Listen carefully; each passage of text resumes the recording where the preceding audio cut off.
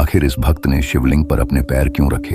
यह कथा है शिकारी कन्नप्पा की, एक ऐसे दक्षिण भारत वनवासी शिकारी की जो जंगलों में रहता था, शिकार करता था और वन का जीवन जीता था।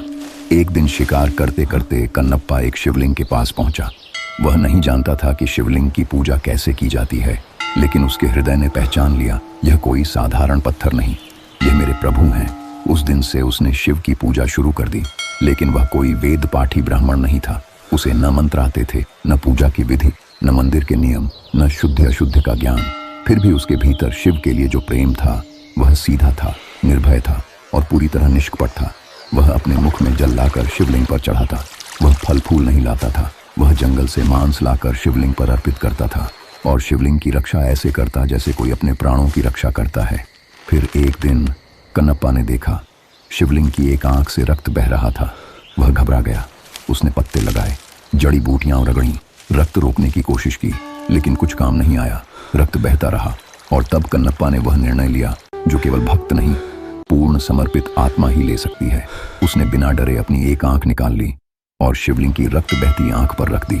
रक्त रुक गया, लेकिन तभी शिवलिंग की दूसरी आंख से भी रक्त बहने लगा। अब कन्नप्पा के पास केवल एक आंख बची थी, लेकिन वह रुका नहीं। उसने तय किया, यह आंख भी शिव को अर्पित कर दूंगा। पर फिर उसे एक बात समझ आई, अगर मैं अपनी दूसरी आंख भी निकाल दूंगा तो मुझे दिखाई कैसे देगा कि आंख रखनी कहाँ है। इसलिए उसने अपना पैर शिवलिंग पर रखा, अपमान के लिए नहीं, बल्कि उस स्थान को चिन्हित करने के लिए जहां से रक्त बह रहा था। उसने अपने पैर से स्थान पहचाना और अपनी अंतिम आंख निकालने को तैयार हो गया। लेकिन जैसे ही उसने दूसरी आंख अर्पित करनी चाहिए, भगवान शिव प्रकट हो गए। महादेव ने अपने भक्त को रोक लिया, क्योंकि उस क्षण शिव ने उसका पैर नहीं देखा, उन्होंने देखा उसका हृदय। उन्होंने देखा कि यह अपमान नहीं था, यह भक्ति की अंतिम सीमा थी।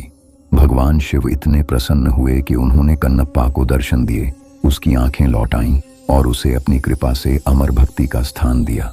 अगर आपको भी भक्त कन्नप्पा की यह कथा सुनकर भक्ति का भाव महसूस हुआ हो तो कमेंट करें। हर हर महादेव।